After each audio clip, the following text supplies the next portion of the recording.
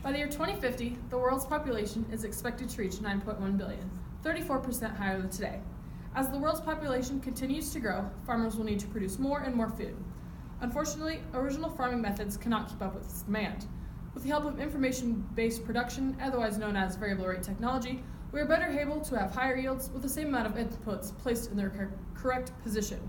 Today, we will first delve into the many options farmers have when selecting these technologies. Then we will discuss how these technologies have advanced into what they are today. And lastly, we will look into the effects that precision agriculture has on our environment and farms. But first, let's dive in and identify the many options farmers have. Today, precision agriculture is being used by both small and large operations. It uses advanced technology to gather and analyze data that can be used by farmers to improve yields. These technologies include global positioning systems, geographic informational systems, and variable rate technology. Global positioning systems, otherwise known as GPS, provide farmers with the capabilities to manage field variability on a site-specific basis. When installed on ag equipment, a GPS receiver provides positional information for soil sampling, planting, and harvesting within a 2-centimeter accuracy. A GPS receiver allows farmers to continually return to the same location in a field.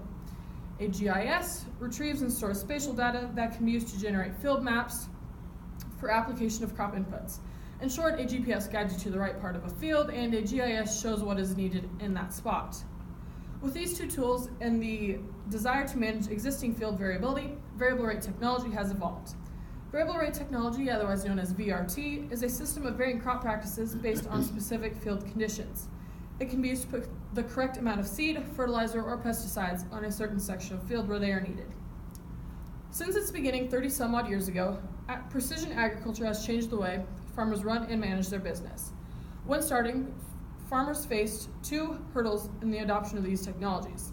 The first hurdle was the incompatibility of hardware to software. Every equipment company had their own wiring and devices for recording and transferring data to and from the field. The second hurdle was the learning curve among farmers. Precision agriculture demanded not only new technical skills, but a new mindset as well.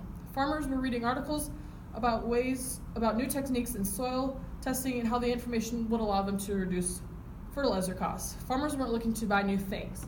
They're looking on ways to cut back, reduce costs, and keep their bankers off their back. But it was in this environment that the company Ag Leader was born, and in that first year, they sold exactly 10 yield monitors.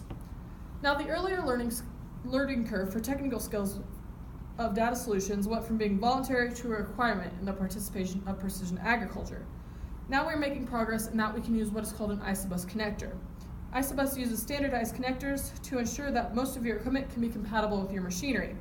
Before ISOBUS, growers were limited to using a specific display and controlling system to operate a machine. If anything changed, for example, you bought a new tractor or sprayer, your display might be rendered obsolete due to incompatibility. This technology allows most of your displays to be compatible and allows you to transfer these products within several brands. As more advancements are being made, ISOBUS will begin to allow farmers to keep their existing GPS systems and run them on all the sorts of different colored implements. Another advancement made in the precision ag industry over recent years is the use of GLONASS along with GPS. When Ag Leader first started making their yield monitors, they only had access to 24 operational U.S. satellites. In January of 2010, the U.S. then adopted the Russian version of GPS called GLONASS and combined the two. GLONASS stands for the Global Navigational Satellite System and has 22 satellites in service.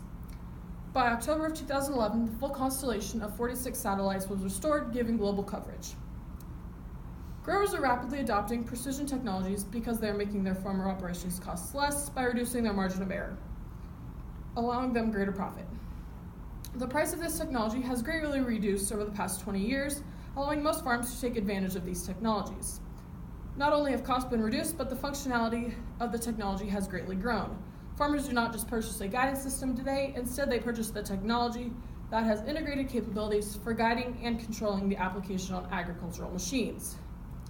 According to a study done by the USDA, with this application, growers report an average savings of about 15% on several crop inputs, such as seed, fertilizer, and chemicals. Saving on inputs often pays for this technology within a year for large operations and 2 to 3 for smaller operations. So in conclusion, there is no ignoring precision agriculture. Today we first examined the many options farmers have when selecting these technologies. Then we discussed how those technologies have advanced into what they are today. And lastly, we looked into the effects that precision agriculture has on our farms and the environment. As our global population steadily increases to 9.1 billion people by 2050, it is clearly in our best interest to use these advances of precision agriculture to keep up with the demands of the world. Thank you.